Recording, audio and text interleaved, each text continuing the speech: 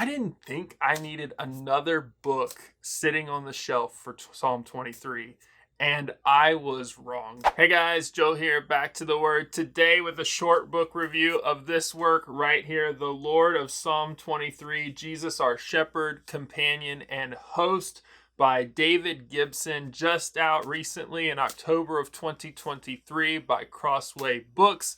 I finished reading it recently, forward by Sinclair B. Ferguson. This is an amazing read, and I wanted to share it with all of you right now in this short review. As we get started, this is Back to the Word. My channel exists to equip and encourage you to read the Bible, good books, and have conversations that truly matter. This is an amazing book, and I want to recommend it to all of you. So let's get into the short review, and then maybe some of my thoughts and kind of reflections a little bit at the very end. So first up, who is this for? This is for any weary pilgrim longing for the presence of their Lord, or just a reminder of his precious presence and promises.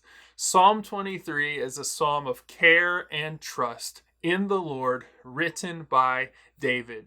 It's special to so many, and you can benefit from reading great books about Psalm 23 that help you learn about it and praise and worship over it and its promises. And this is definitely one of those great, amazing books.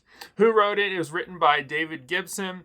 He has a PhD from the University of Aberdeen. He's the minister of Trinity Church in Aberdeen, Scotland. He's a co-editor with the books Heaven, He Came and Sought Her, and his publications include many things: Living Life Backward, how Ecclesiastes teaches us to live in light of the end, Radically Whole, the Gospel Healing of the Divided Heart, that's on the book of James, and then The Lord of Psalm 23, this book right here. He is married to his wife Angela, and they have 4 children. You can find out more about him online. What I enjoy about this book is that the pastoral heart that he has for his people comes through in this book in so many different ways. So, what stands out, the last and longest part of this review? Many things stand out about this book. It is pastorally wise, exegetically deep, packed with application throughout, and it fires on all of those cylinders. So it's pastorally wise, exegetically deep,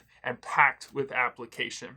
So this book comes from really his reworking of 3 sermons that he did at his church. And so that it has a pastoral approach, but this does not read like sermons. It reads like a book. I know all of us have read books that were sermons first and then books.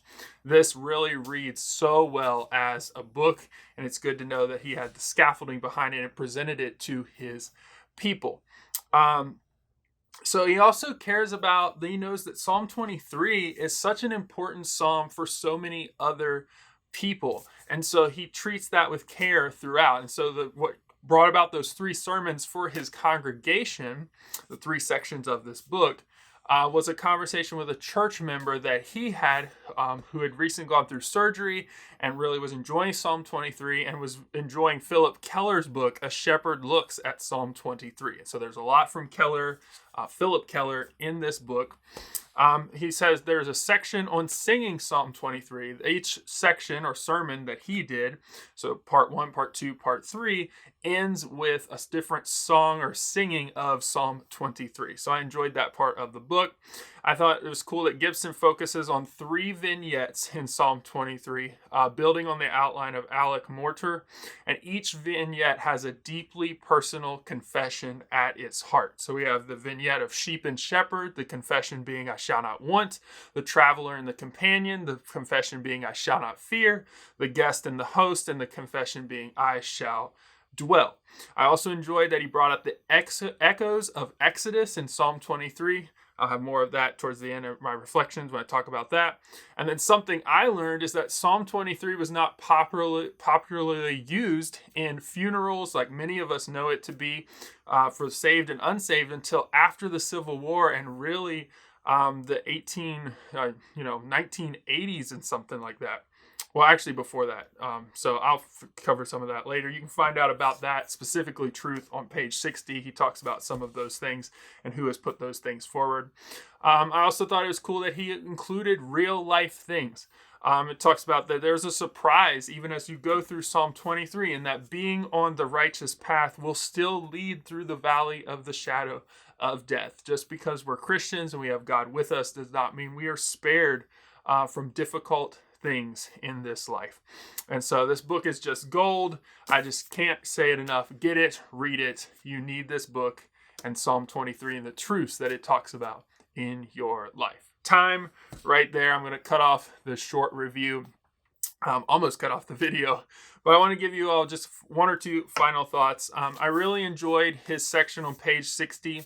I'm going to do a second video on why Psalm 23 is so special. So I'll link to that in the description and put a card right there in the video once it comes out. It'll come out a couple days after this. It'll take me a couple days to record it, but I am working on that video because Psalm 23 is precious to so many. And so I want to just do a video on why it's so special and some of the contents pulling from this book and also some others that I've recently read, like How to Read and Understand the Psalms, and also James M. Hamilton's commentary on the Psalms, and talk about why Psalm 23 is so special. What are its contents, its themes? Why does it connect with us so well as Christians? I also have stuff in there about the fact that it wasn't really used in funerals until the Civil War, and then you have in the 1800s, it's like the whatever period that he talks about it really becoming popularly used. And so I'll cover that. Actually, I'll just go ahead and turn there real quick so I don't mess this up.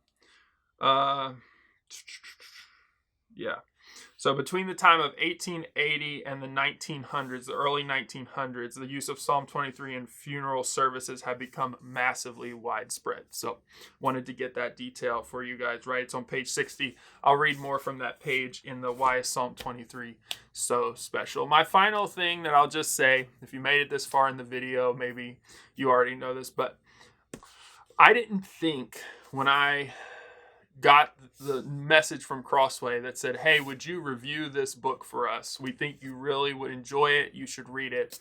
I didn't think I needed another book sitting on the shelf for Psalm 23. And I was wrong. This is a book, as a pastor, as someone who serves in the local church, I needed in my life. And I truly believe this is a book that will really help you in your journey in multiple ways, and maybe even help the people you lead. So with that, fully recommend this book from David Gibson. Amazing tone, amazing content, totally gold. Fully recommend it wherever books are sold. So with that, check out the Why is Psalm 23 So Special? Link will be in the description and in the card once I post it in a couple days. Until next time, continue to read the Bible, good books, have conversations that matter, read, treasure, follow the word, leave all of your comments, questions, even book recommendations. I'd love to hear from you guys. What's your favorite book on Psalm 23 in the comments below? And with that, until next time, God bless, and I'll see you guys soon.